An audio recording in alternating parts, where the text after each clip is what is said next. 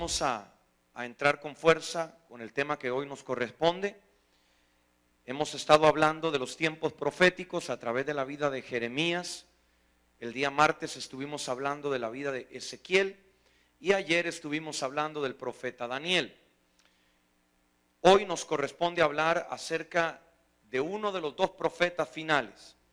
Ambos profetas que voy a mencionar tanto hoy y mañana fueron contemporáneos. Ellos vivieron una etapa en la vida de Israel muy similar. Prácticamente la Biblia los menciona como compañeros en el ministerio.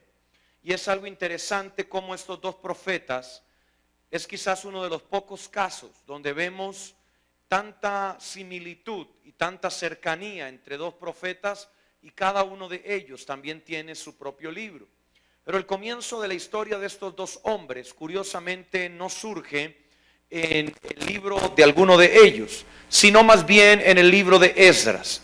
Pero antes de ir a la palabra para hablar de estos dos personajes, primero quisiera hacer un recuento pequeño, breve, de lo que hemos hablado con relación a Jeremías, donde mencionamos que este profeta nos habló de 70 años de cautividad, 70 años de esclavitud que vendrían sobre la tierra de Israel. El imperio babilónico sería el encargado de traer esta esclavitud, aunque luego los medos persas también serían los que estarían con el yugo sobre Israel. Luego de que aparece Jeremías en la historia, dice la escritura que surgió otro profeta. Su nombre fue Ezequiel. Y como lo he venido insistiendo, cada uno de estos hombres vivió en una etapa muy distinta, circunstancias distintas, lugares distintos. Jeremías tuvo su ministerio principalmente dentro de Jerusalén, dentro de Judá, mientras que Ezequiel era un exiliado. Ezequiel vivió lo que Jeremías profetizó y fue cautivo hacia Babilonia. En medio de ese cautiverio, Ezequiel recibe su revelación. Dice la escritura que se le abrieron los cielos, literalmente. Posteriormente a Ezequiel surge un tercer profeta, que fue el que conversamos ayer, Daniel, un hombre que ya no vive la esclavitud de Ezequiel, sino que vive en medio del palacio real de Nabucodonosor. Y Daniel también transiciona entre dos imperios.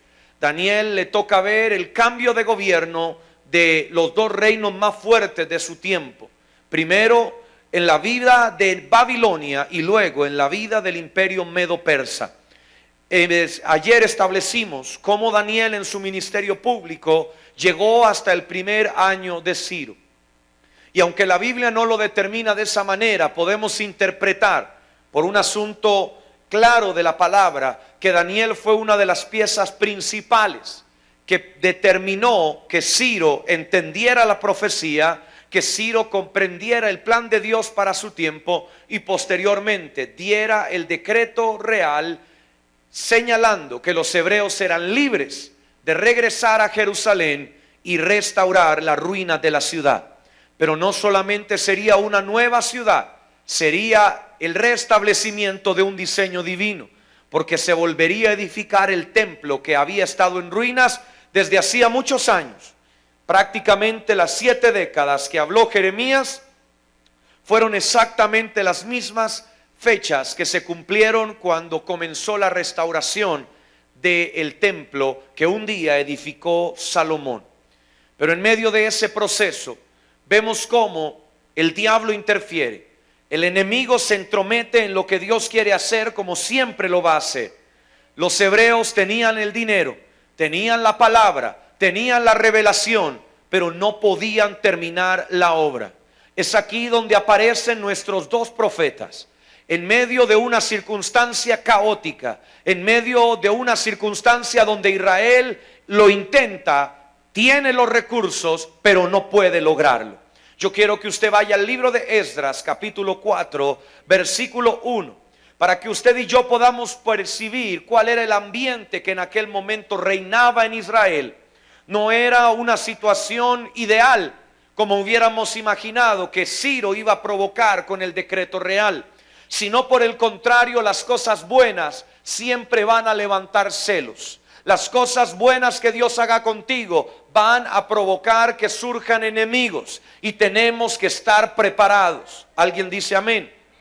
Dice la escritura: cuando los enemigos de Judá y de Benjamín oyeron que los que habían vuelto de la cautividad edificaban un templo a Jehová, Dios de Israel, fueron a ver a Zorobabel y a los jefes de las familias y les dijeron: edifiquemos con vosotros, porque con vosotros buscamos a vuestro Dios, y a él ofrecemos sacrificios desde los días de Esar-Adón, rey de Asiria, que nos hizo venir aquí. Zorobabel, Jesúa y los demás jefes de las casas paternas de Israel dijeron: no nos conviene edificar con vosotros la casa de nuestro Dios, sino que nosotros solos la edificaremos a Jehová, Dios de Israel, como nos mandó Ciro, rey de Persia. Aquí hay algo interesante y es muy característico de la cultura hebrea. Ellos comen, edifican, hacen familia, pero todo lo que es íntimo nunca lo comparten con los que no son judíos. Y en esta particular situación aparecen en medio de las ayudas que pudieron haber recibido algunos que querían trabajar con ellos en la edificación del templo. Sin embargo, los líderes de Israel, los líderes de Judá les dijeron: no queremos su ayuda, no la necesitamos. Seremos nosotros, los hijos de Dios, los descendientes de Abraham, los que restauraremos la templo. Esto espiritualmente representa cómo una nación, aún en medio de la necesidad de ayuda, de recursos y aún de poder, no se doblega delante de ofrecimientos ni tentaciones diabólicas, sino que permanece firme de una sola pieza bajo los principios y la ley de Dios. Los hebreos probablemente encontrarían más fácil decir: claro, ayúdenos. Necesitamos manos para traer piedra, necesitamos manos para traer madera. Los hebreos en ese momento no eran los poderosos y acaudalados del imperio medo-persa, eran los esclavos, los miserables, los exiliados. Y a pesar de eso, ellos sabían a lo que Dios los había llamado. Como hijos de Dios, nuestro presente no determina nuestro futuro. Si el diablo hoy quiere susurrarte al oído para hacerte caer, tú tienes que recordar que el plan de Dios sobre tu vida, aleluya, es mucho más grande que lo que el diablo pueda pensar de ti. Entonces la gente del país intimidó al pueblo de Judá y lo atemorizó para que no siguiera edificando. Sobornaron además contra ellos a algunos consejeros para frustrar sus propósitos. Durante todo el tiempo que Ciro fue rey de Persia y hasta el reinado de Darío, también rey de Persia. Vemos aquí cómo durante un proceso que involucra 4 gobiernos más, después de los que ya hemos visto, los enemigos de Israel se ensañan contra la edificación del templo. El Darío que se menciona acá no es el Darío del tiempo de Daniel, es otro Darío. Y vamos a ver cómo luego de Ciro aparecen 2 reyes más. Usted los conoce, están en la Biblia. Y estos reyes, al igual que Ciro, reciben cartas de los enemigos de Israel tratando de traer chismes, mentiras, calumnias para que se detenga la obra. El diablo sabe cuando un pueblo está edificando y el diablo teme cuando un pueblo edifica, porque sabe, aleluya, que cuando la obra esté terminada, la gloria del Señor estará ahí. El diablo estaba preocupado porque había peleado durante muchos años para conseguir que el pueblo hebreo fuera un pueblo idólatra, un pueblo pagano, un pueblo adúltero, un pueblo fornicario, pero estaba viendo delante de sus propias narices la peor derrota que jamás imaginó, de manos de un gobernante pagano. Y dice la escritura: en el reinado de Asuero, al principio de su reinado, escribieron acusaciones contra los habitantes de Judá y Jerusalén. También en días de Artajerjes escribieron Bislam, Mitrídates, Tabeel y los demás compañeros suyos a Artajerjes, rey de Persia, y la carta estaba escrita en arameo y traducida. Primero aparece Ciro y da un decreto a favor de Israel, pero en su mismo gobierno los enemigos impiden que la obra se termine. Luego se nos habla de Asuero, el mismo rey que gobernó en el tiempo de la reina Esther. Y usted conoce la historia. Se levanta un hombre contrario al corazón de Dios que busca asesinar a todos los judíos. El primer gran holocausto que iba a tener lugar en la historia. Pero Dios impide que la mano de los enemigos de Dios toque a su pueblo. Pero luego un tercer rey, el rey Artajerjes del tiempo de Nehemías, también recibe información falsa para impedir la obra de los hebreos. Y si usted es curioso, seguirá leyendo y se dará cuenta cómo ahí mismo en el texto de Esdras se narra la historia de Artajerjes y los enemigos de Israel. Y cómo al recibir la información este gobernante medo-persa, él da una orden, un decreto contrario al que Ciro había dado. Y entonces los enemigos de Israel, con el decreto real en su mano, fueron a golpear violentamente a todos los que edificaban en la casa de Dios. Cualquiera pensaría que este era el mejor panorama para los hijos del Dios Altísimo. Pensar que el decreto real de Ciro era el final del proceso solamente era un espejismo. Porque el comienzo de las peores luchas de Israel estaba comenzando. Ahora no sería una lucha por ser libres. Ahora sería una lucha contra sí mismos. Una pelea para encontrarse con el Dios verdadero, con el Dios de sus padres y poder comprender que el tiempo de la edificación había llegado. En medio de esta historia surgen dos profetas. El profeta Zacarías y el profeta Ageo. En el capítulo 5 de Esdras, versículo 1, nos dice textualmente: profetizaron Ageo y Zacarías, hijo de Ido, ambos profetas, a los judíos que estaban en Judá y Jerusalén, en el nombre del Dios de Israel, quien estaba con ellos. Entonces se levantaron Zorobabel, hijo de Salatiel, y Jesúa, o también traducido Josué, hijo de Josadac, y comenzaron a reedificar la casa de Dios que estaba en Jerusalén. Junto a ellos estaban los profetas de Dios que los ayudaban. En medio de esta adversidad, Dios levanta una compañía de profetas que no vienen a preguntar cuán difícil es terminar el templo. No les interesa saber cuánto dinero les hace falta, ni cuánto préstamo tienen que pedirle al banco. Estos profetas traen una visión de parte de Dios que enfoca el liderazgo y que vuelve a restaurar los poderes en Israel que estaban caídos. Porque Zorobabel representa el poder del gobierno y Jesúa o Josué representa el poder sacerdotal. Son los profetas los que levantan una vez más las autoridades en Israel como desde hacía tiempo no estaban levantadas. Hoy en nuestros días Dios va a empezar a levantar estos tres pilares en medio de las naciones. Él levantará a hombres como voces proféticas en medio de los pueblos, pero los profetas también darán a luz hombres nuevos, mujeres nuevas de gobierno que le harán entender a las naciones cuál es el camino. Pero junto con esos hombres y mujeres de gobierno, Dios también volverá a levantar el sacerdocio, la verdadera adoración, la verdadera pasión por su presencia. Gente, como dice su escritura, que son adoradores en espíritu y en verdad. Esto es lo que está sucediendo en este momento. No son circunstancias casuales. Y Zacarías y Ageo se toman la mano, se olvidan de las diferencias, de lo que puede separarlos, porque encuentran que al final del camino hay un sentido común, hay una meta común. Hablar de una compañía de profetas en estos momentos no es tan sencillo. Israel ya no tenía profetas, Israel ya no tenía sacerdotes. Israel estaba ayuno de la revelación de Dios, pero en medio de eso hay un pueblo, una generación que está lista y preparada para escuchar a Dios y declarar sus palabras. Durante mucho tiempo Israel se acostumbró a escuchar voces en el desierto.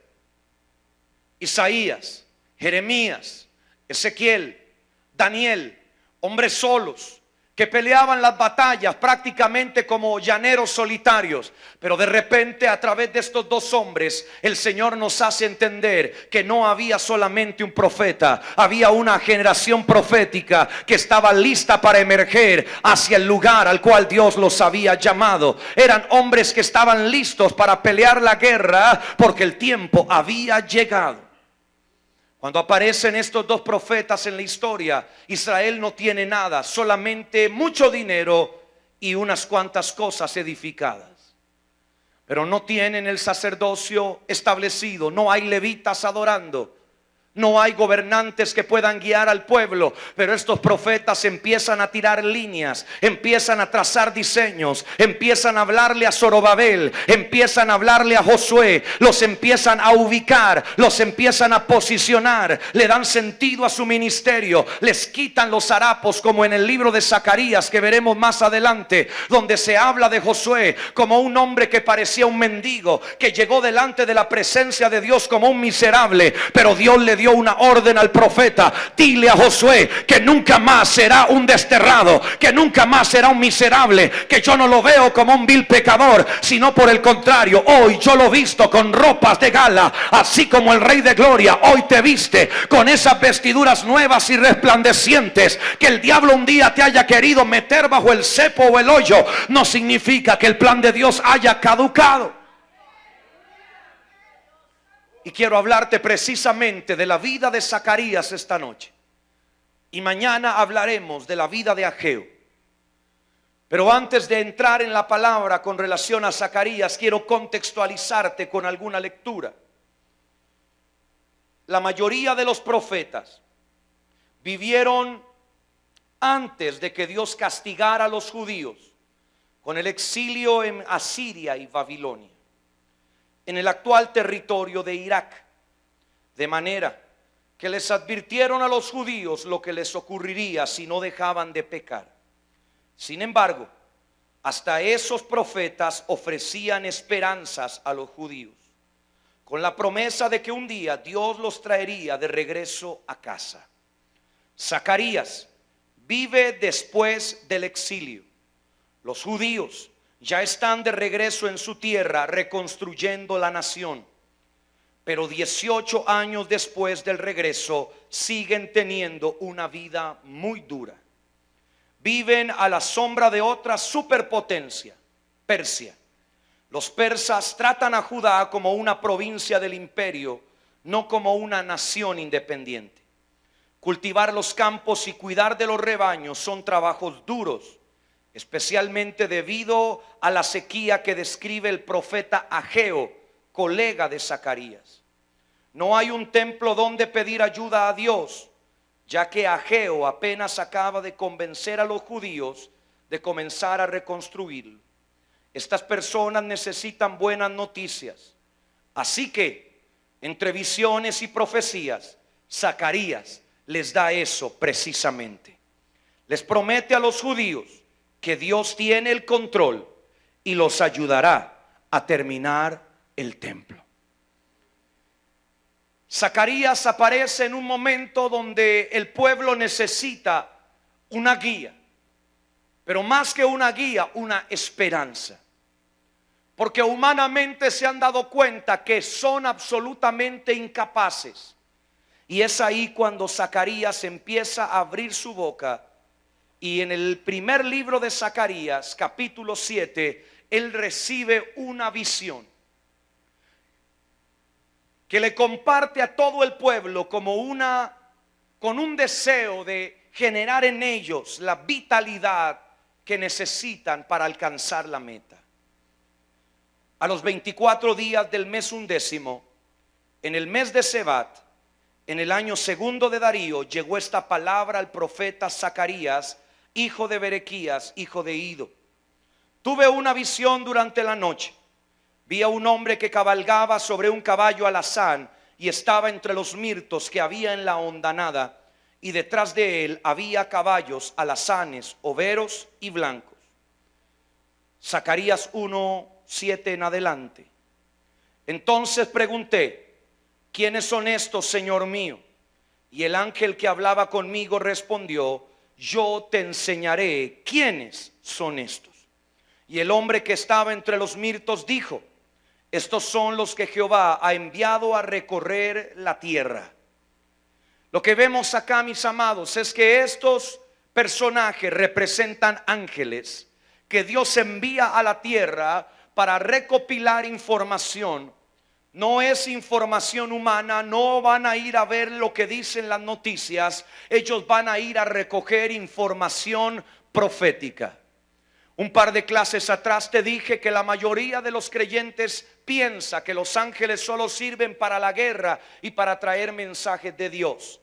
Pero en la historia de Ezequiel vemos cómo Dios manda a un personaje en representación de un ángel que lleva un cordel de medir para lograr determinar el nivel de las aguas. Evidencias proféticas que los ángeles llevan delante del trono de Dios para que sea Dios el que determine si llegó o no llegó la hora para cumplir su palabra en la tierra. Lo que te vuelvo a repetir, al igual que te lo dije el miércoles, hay alrededor de este lugar, aleluya, ángeles que han sido enviados a recopilar información profética que ha salido de tu boca, que ha salido de tu casa, porque ellos están llevando al trono de Dios la información necesaria para determinar si ha llegado o no el tiempo del cumplimiento de su promesa.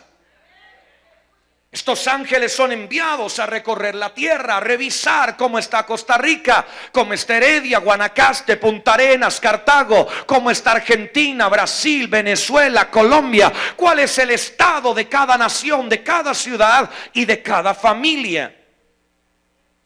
Entonces ellos hablaron a aquel ángel de Jehová que estaba entre los mirtos y le dijeron: oiga esto, hemos recorrido la tierra y hemos visto que la tierra está tranquila y en calma. Hay algo interesante con esa frase, y es que es mentira.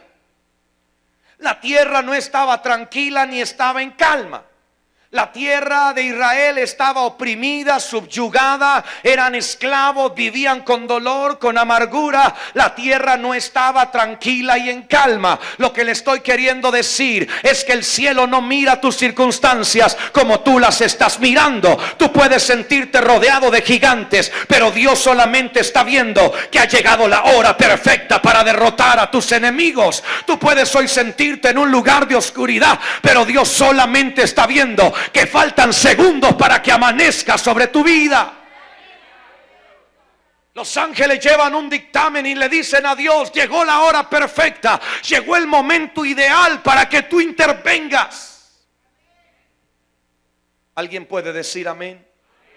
Pero oiga esto, porque se pone tremendo. Dice: hemos recorrido la tierra y hemos visto que toda la tierra está tranquila y en calma. Y el ángel de Jehová exclamó, el ángel de Jehová exclamó: Jehová de los ejércitos, ¿hasta cuándo no tendrás piedad de Jerusalén y de las ciudades de Judá con las cuales has estado enojado por espacio de cuánto tiempo? ¿Cuánto tiempo? 70 años.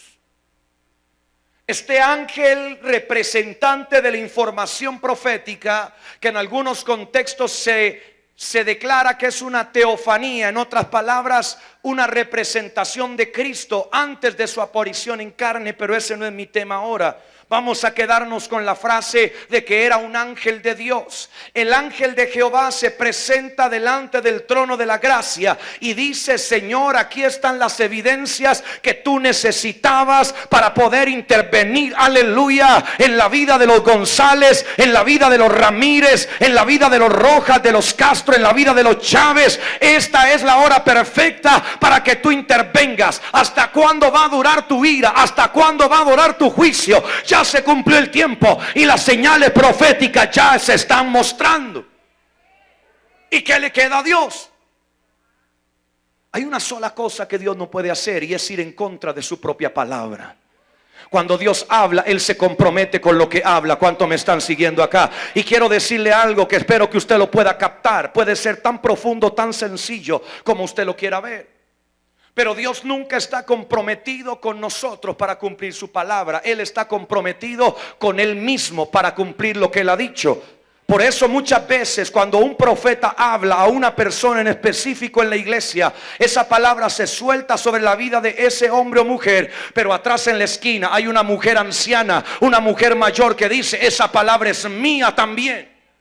Y cuando pasan los años, esa palabra sobre esa persona en particular nunca se cumplió, pero aquella mujer anciana que no tenía expectativas ni estaba en la lista de los hombres, se le cumplieron cada una de esas palabras. Porque Dios no se compromete con nosotros, que somos seres limitados, seres pecadores, seres débiles. Él se compromete consigo mismo para cumplir lo que Él ha dicho. Entonces, cuando Él va a cumplir su palabra, Él no se pregunta si tú estás listo o no estás listo. Él revisa los documentos proféticos que testifican y hablan de que ya llegó la hora del cielo para venir sobre la tierra.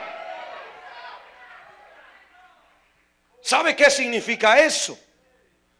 Que todavía hay esperanza. Eso significa que tú puedes estar en tu lecho de muerte y ver el mayor milagro de tu vida. Eso significa que Simeón, aquel anciano mayor, aquel profeta viejo que estaba en el templo esperando que Jesucristo apareciera, sin saber su cara, sin saber cómo sería su cuerpo, él solamente descansaba en la palabra y esperaba con los ojos agudos en el horizonte, porque él sabía que tarde o temprano Dios cumpliría lo que le había dicho. Y un día, aleluya, aquel niño que había sido perseguido por Herodes, que había sobrevivido al peor asesinato de niños de la historia, empieza a entrar por el templo, aleluya, de brazos de sus padres. Y aquel profeta que había permanecido en la palabra, que ya no parecía estar en la lista de candidatos, empieza a glorificar al Rey de Gloria, aleluya, porque está siendo testigo del mayor milagro de la humanidad. Ese es nuestro Dios. Y dice la palabra que el ángel se presenta delante de Dios. Yo me quiero imaginar eso, hermano. ¿Cuál angelito de la guarda? Aleluya. Este ángel es un ángel inteligente. Es un ángel que entiende que no es que va a estar a nuestro favor en cualquier circunstancia, pero va a estar a favor nuestro. Aleluya. El ejército de los cielos, cuando el cielo empiece a alinearse con la tierra. Aleluya. Y es entonces que el ángel empieza a clamar para que la palabra se cumpla. Y entonces dice: Jehová dirigió palabras buenas, palabras de consuelo al ángel que hablaba conmigo. Entonces el ángel que hablaba conmigo me dijo, me encanta esta palabra, porque hay tiempos para orar. ¿Cuántos decimos amén? Pero hay tiempos donde Dios no te necesita orando, te necesita proclamando, te necesita decretando, te necesita profetizando. El tiempo que estaba viviendo Jeremías no era para ponerse de rodillas y empezar a decirle: Señor, sácanos de este cautiverio. Dios no necesitaba en ese momento esa clase de intercesores. Necesitaba gente profética que tomara la palabra que le estaba siendo revelada en visión y empezara a proclamarlo como si fuera una verdad. Y le dice: proclama, así ha dicho Jehová de los ejércitos, celé con gran celo a Jerusalén y a Sión, pero siento gran ira contra las naciones despreocupadas, pues cuando yo estaba un poco enojado, ellas se aprovecharon para agravar el mal. Por tanto, así ha dicho Jehová, me vuelvo a la casa, aleluya, de los González, de los Ramírez, de los Fernández. Me vuelvo, aleluya, a esa familia con misericordia, porque en esa casa, en ese hogar, aleluya, será edificada la casa del Rey de Gloria. Y la plomada será tendida sobre esa casa. Proclama también: así dice Jehová de los ejércitos, aún rebosarán mis ciudades con la abundancia del bien. Aún consolará Jehová a Sión y aún acogerá a Jerusalén. Si yo soy una persona profética, entiendo que las profecías han ido cambiando de acuerdo a los tiempos. Pero si yo soy una persona religiosa, nunca voy a poder entender cómo el Dios que manda rayos y centellas de decir 70 años de cautiverio cautiverio puede transformarse en este Dios que me dice que ha llegado la hora de mi abundancia, que ha llegado la hora de mi restitución. Yo no sé si usted me está siguiendo. Quiero que comprenda que el mensaje profético de la iglesia ha sido transformado, que usted y yo no estamos hablando cosas positivas solamente porque hay gente que con esos argumentos quiere votar lo profético. No es ser simplemente positivo, es ser tan agudo en el espíritu que vamos a entender que nuestro Dios viene avanzando sobre la tierra. Nuestro Dios viene haciendo caminar a la iglesia en una dirección tan poderosa que ya hoy no estamos hablando de miseria ni desgracia. Ahora estamos viendo la mayor, aleluya, ola de milagros y restitución que jamás hemos visto. Entonces, vuelvo a repetir lo que le dije. Aquí no es que somos ignorantes, es que somos buena gente. ¿Cuánto me están oyendo? Porque hay gente que cree que predicar estas cosas o hablarlas ocupa un auditorio con muy poco sentido común. Hay gente que cree que entrar en lo profético es solo para gente que está buscando una moda de doctrina.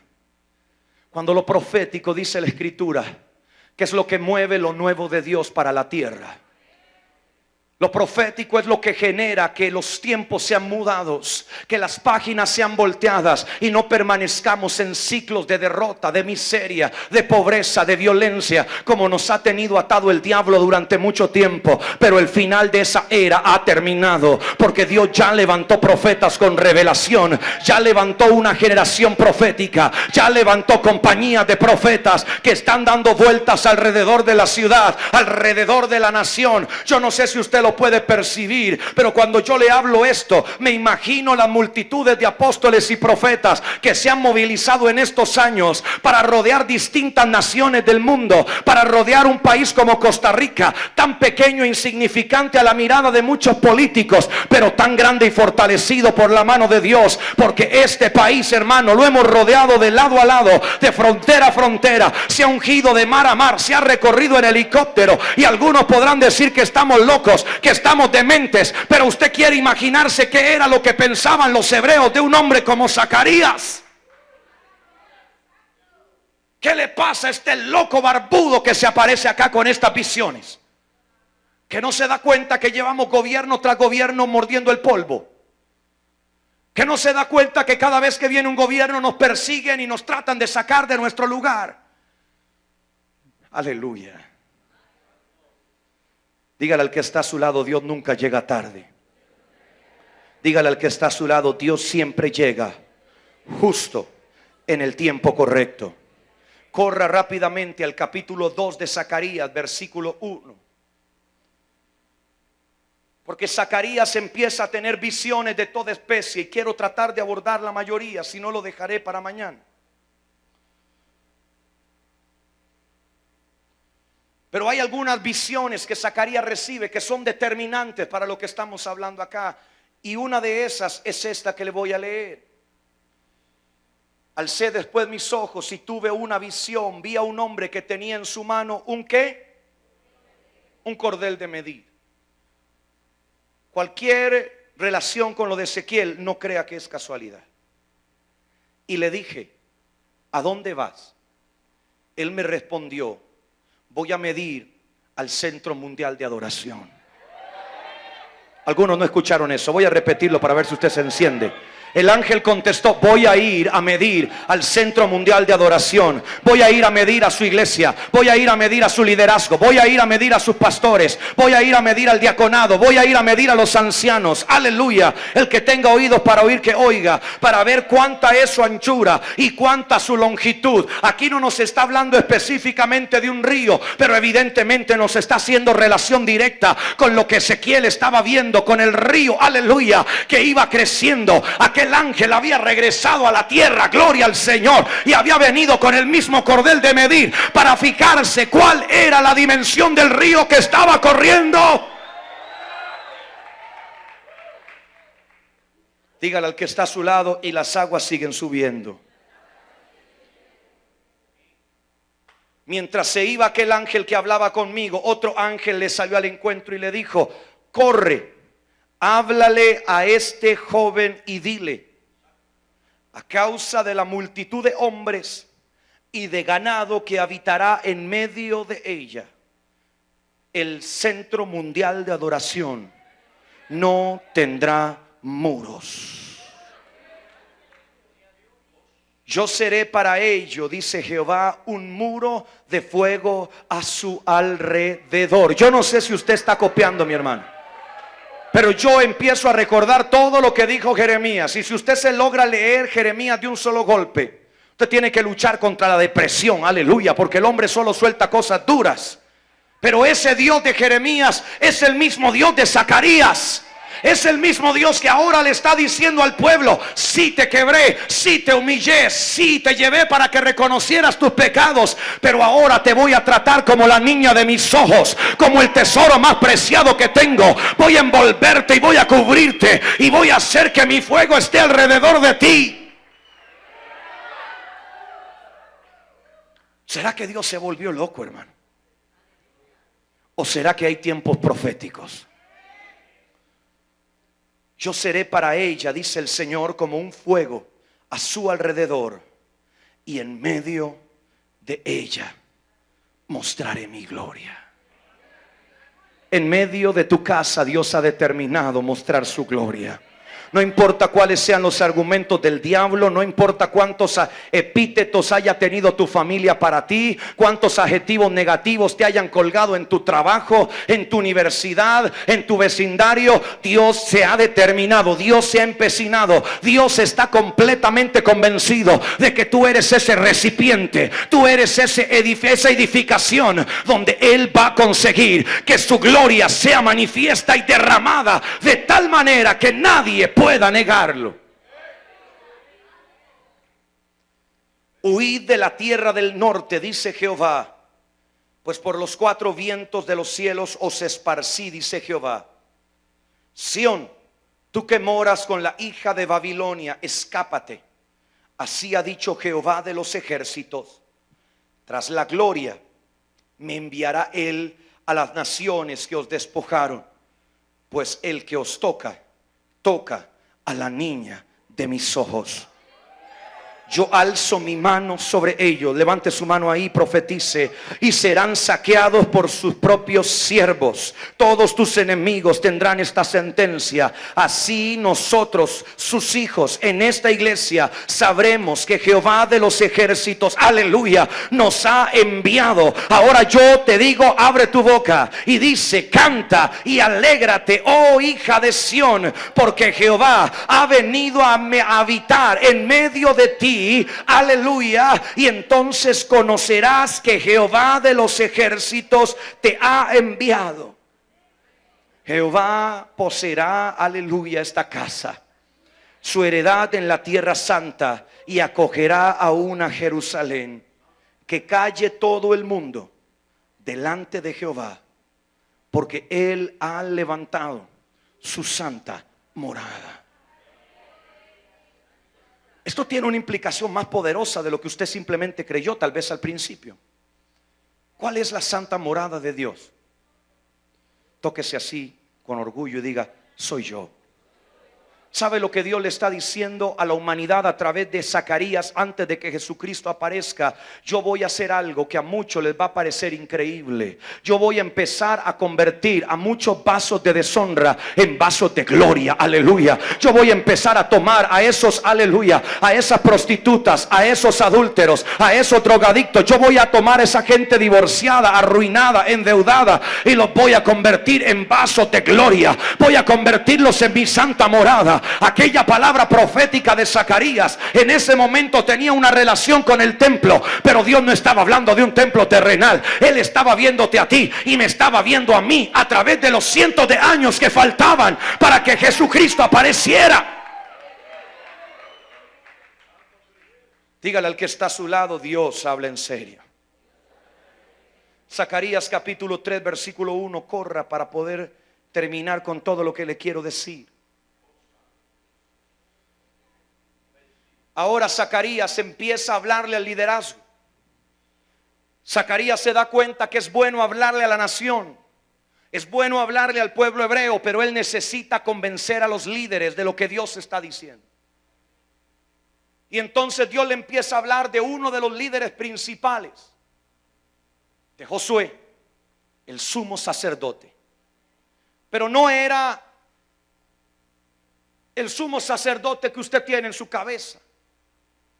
Era un hombre que no tenía templo, que no tenía razón de ser realmente. Un hombre con un título, pero sin un oficio que ejercer.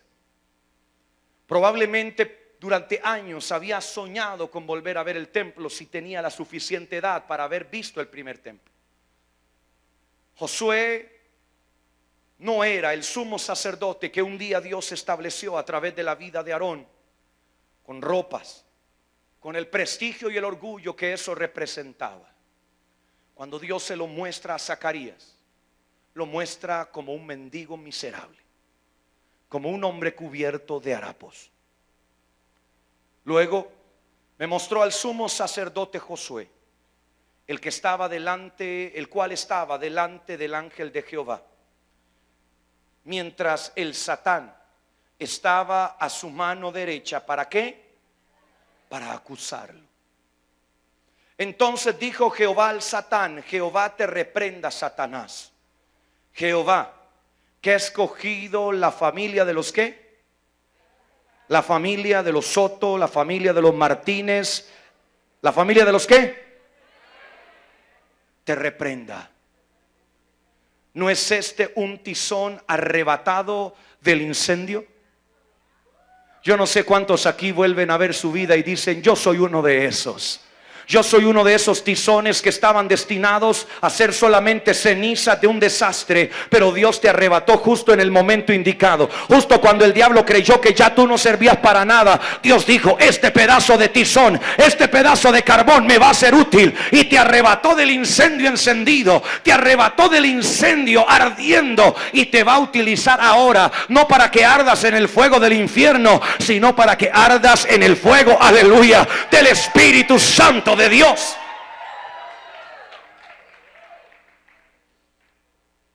Josué, que estaba cubierto de vestiduras viles, permanecía en pie delante del ángel. Habló el ángel y ordenó a los que estaban delante de él: quitadle esas vestiduras viles. Nuevamente aparece la figura del ángel de Jehová, que representa, según los entendidos, a Jesucristo antes de ser encarnado. Pero dentro del contexto bíblico que nosotros conocemos del Nuevo Testamento, entendemos que coincide perfectamente también con una función como la de Jesús. Es aquella representación de nuestro Salvador, de aquel que determina que nosotros no hemos sido llamados a ser esclavos ni siervos en la mesa, sino que hemos sido llamados a ser hijos del gran Rey. Aleluya. Y oiga esto: y a él dijo: mira que he quitado de ti tu pecado y te he hecho vestir con ropas de gala. Después dijo: pongan un turbante limpio sobre su cabeza. Pusieron un turbante limpio sobre su cabeza, y prepárese para lo que le voy a decir. Y diciéndole: así dicho Jehová de los ejércitos, si tú que estás aquí sentado en el centro mundial de adoración andas por sus caminos y guardas sus ordenanzas, entonces tú gobernarás la casa de Jehová y guardarás sus atrios. Y oiga esto: y entre estos que aquí están te daré tu lugar. Escucha pues ahora, María, Ana, Andrés, Bartolomé, Daniel, Ezequiel, como sea que te llames, tú y tus amigos que se sientan delante de ti, pues todos ustedes son una señal profética del Dios Altísimo. Aleluya. Dígale al que está a su lado y que no está muy convencido: tú eres una señal profética. ¿Cómo que yo soy una señal profética? Sí, yo soy una señal profética, porque todo lo que vivió Josué, yo también lo he experimentado. Yo estaba muerto en delitos y pecados. El diablo estaba a mi diestra acusándome con toda clase de legalidad para tirarse abajo mi vida, para destruirme, para arruinarme, para tenerme tumbado en una cama de hospital. Pero ¿sabes qué? En medio de las acusaciones del infierno apareció Jesús, aleluya, que me quitó las mentiras que el diablo había puesto encima mío y me vistió con ropa de gala, ropa de salvación, ropa de santidad. Y yo ya no soy llamado a estar sentado en el mismo lugar, porque yo soy una señal profética. Tú eres una señal profética, aleluya, de las grandes cosas que Dios puede hacer. Dígale al que está a su lado: pero eso no es todo. Zacarías capítulo 4 versículo 1. Vea todo lo que Zacarías le empieza a hablar a Israel en ese momento. Visiones, sueños, revelaciones, profecía. El candelabro de oro y los olivos. Dice el subtítulo mío: volvió el ángel que hablaba conmigo y me despertó como a un hombre a quien se despierta de un sueño. Y me preguntó: ¿qué ves? No sé si puedes subir el del piano.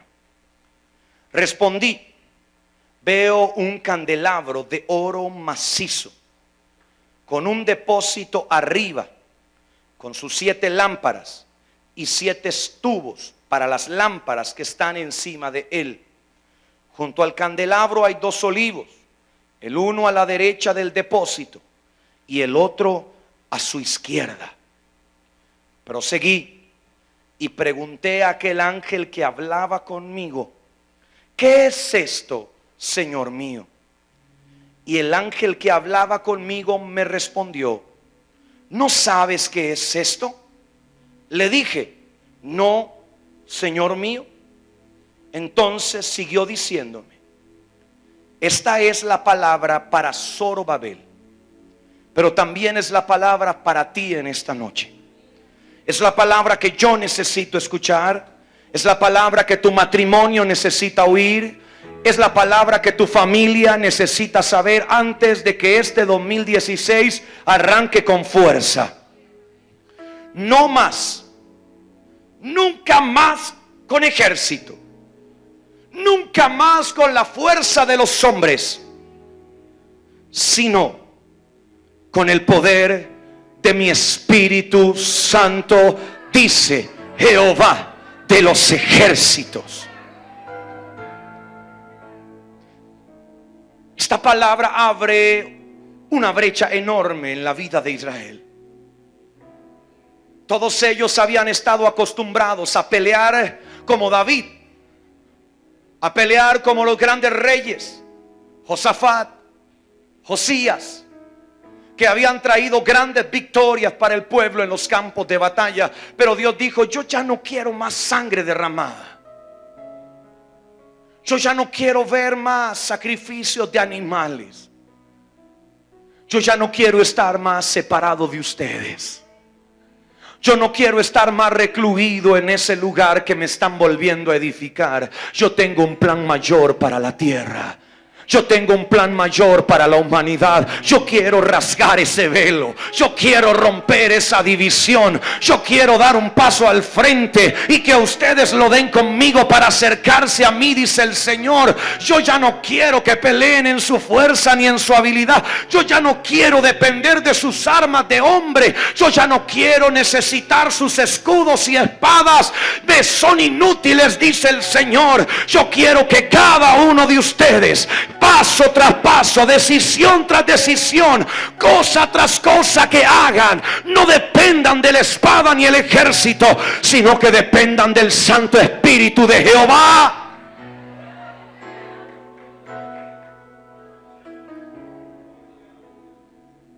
Esto es lo que Jeremías, Ezequiel, Daniel querían ver. Haber estado en un hueco, en un hoyo, en una cárcel, y haber hablado del tiempo de la visitación significa que tú estás dispuesto a morir a todo. haber estado atado como un exiliado, como un esclavo, viendo la gloria de Dios en los cielos, hasta pasar a un hombre con gran cantidad de fuerza y poder, pero sentado en un trono que no era el trono de Israel, hasta encontrarnos con un profeta que estaba a las puertas del cumplimiento de todo lo que habían hablado los padres, de todo lo que habían profetizado los ancestros. Este Zacarías estaba a las puertas de abrazar la mayor manifestación de la gloria de Dios sobre la tierra. Este es mi Dios. Este es en el Dios que yo he creído. Este es el Dios en el cual confía mi alma. Es el Dios que no permanece ajeno al dolor de su pueblo, al castigo del impío. Es un Dios justo, recto, íntegro, que no miente, que permanece fiel. Él es tu auxilio, Él es tu torre fuerte, Él es tu escondedero. Este es Jehová de los ejércitos, que ha enviado sus hordas de ángeles para favorecer a su pueblo. Este es el Dios que se compunge con el dolor de las que están por parir y no saben la aventura que les espera a sus hijos. Este es el Dios en el cual tú y yo hemos confiado. Este es el Dios del cual predicamos. Este es el Dios que abre nuestros labios y que nos hace sentirnos orgullosos de que nos persigan, nos humillen, nos vituperen por decir que somos hijos de Dios. Este es el Rey de Gloria. Este es el que está sentado en el trono. Este es el alto y sublime. Este es el alfa y la omega. Este es el primero y el último. Este es el que mueve y quita reyes. Este es el que está en control de la tierra. Este es el que te tiene en el hueco de tu mano. Esta es la esperanza de todo hijo de Dios: ver la manifestación de su espíritu como evidencia profética de que Él no miente, de que Él ha cumplido lo que nos ha prometido.